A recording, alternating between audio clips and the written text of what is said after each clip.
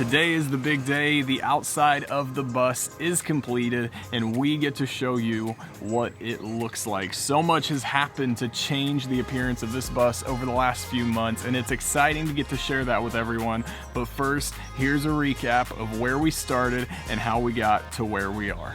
A few months ago, Morgan and I bought a school bus. It was a 2008 Thomas safety liner, and just like any good bus conversion project, we started by demolishing the interior.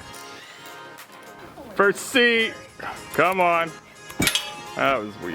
That didn't go very far. We removed 27 seats from the inside of the bus. We ripped out the flooring. We took decals off of the bus from the inside and the outside. We pulled out 25 windows. All of the metal from the inside of the bus from top to bottom was removed. We took out everything that was in our way, and if it didn't want to come off, then we cut it off.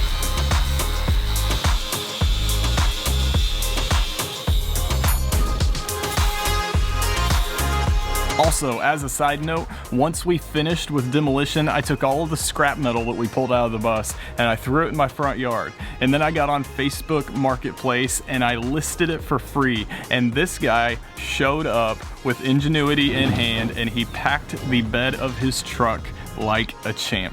Then he drove down the interstate like this. Now, as an insurance adjuster, that photo makes me cringe, but no harm, no foul. The next thing on the list was the roof raise. We prepped for it for a week and I had 5 different people come out and help. But in the end, all I needed was Dan, because clearly he was strong enough to do it himself.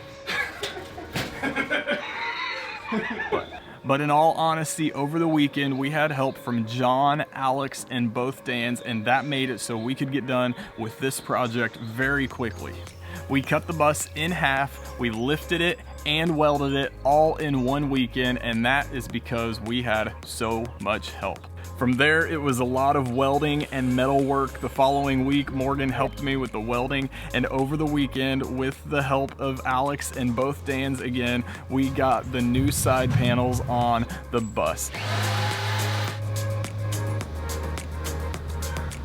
Now, did I mention that this was a lot of work? These panels were heavy and it was tough, and we were out here in the Florida heat. And again, I cannot say enough to thank the people that have helped us along the way.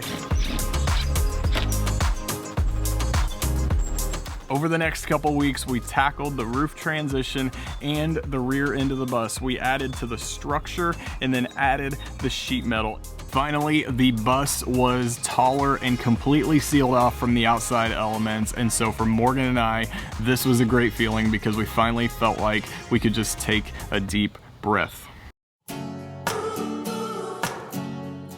Of course, that didn't last too long, because from there we focused on finishing the outside of the bus. We started by adding skylights and painting the roof, and then we noticed that we needed some more storage, so we cut holes in the side of the bus and we welded together some angle iron so that we could add storage boxes.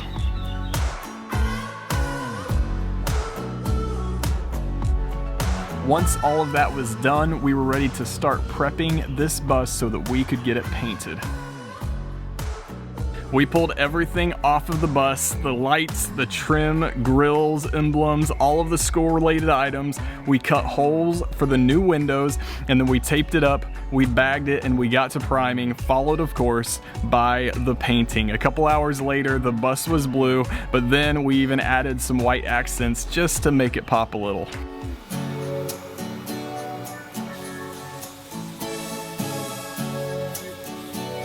On top of all of that, we repainted all of the little accessories like the mirrors, the rims, and grills, and then the bus got new lights and new windows too. It felt great to put this part of the conversion project behind us. One, just because it took so long between the paint prep, the painting, and the reassembly. It was about 2 or 3 weeks, but it also felt good just to see that yellow go away and to just get to see this new blue and white bus just transform right in front of us. It completely changed everything. From there, we added solar panels and a rooftop deck, and then we finished the outside of the bus by building a front door for the Skoolie out of Cedar, and we built it from scratch.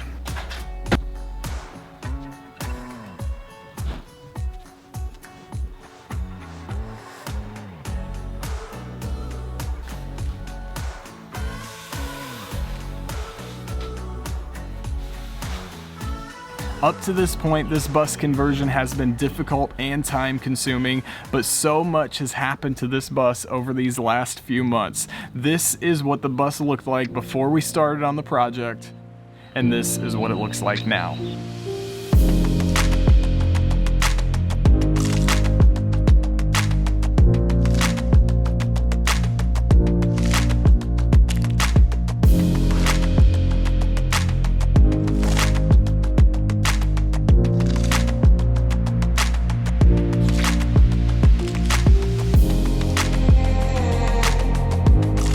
This bus has been through a complete transformation. We added 19 inches of headspace to the interior with the roof raise, along with a fully functional and adult-sized rear door.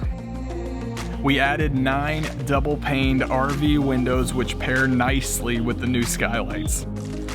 We replaced all of the old lights. We installed brand new LED running lamps and signal lamps, and then we put in shiny new LED headlights. And of course, we took rough cut lumber, we smoothed it out, we jointed it, and then we assembled it to make a beautiful cedar front door, which creates a beautiful accent and final touch for the outside of this bus.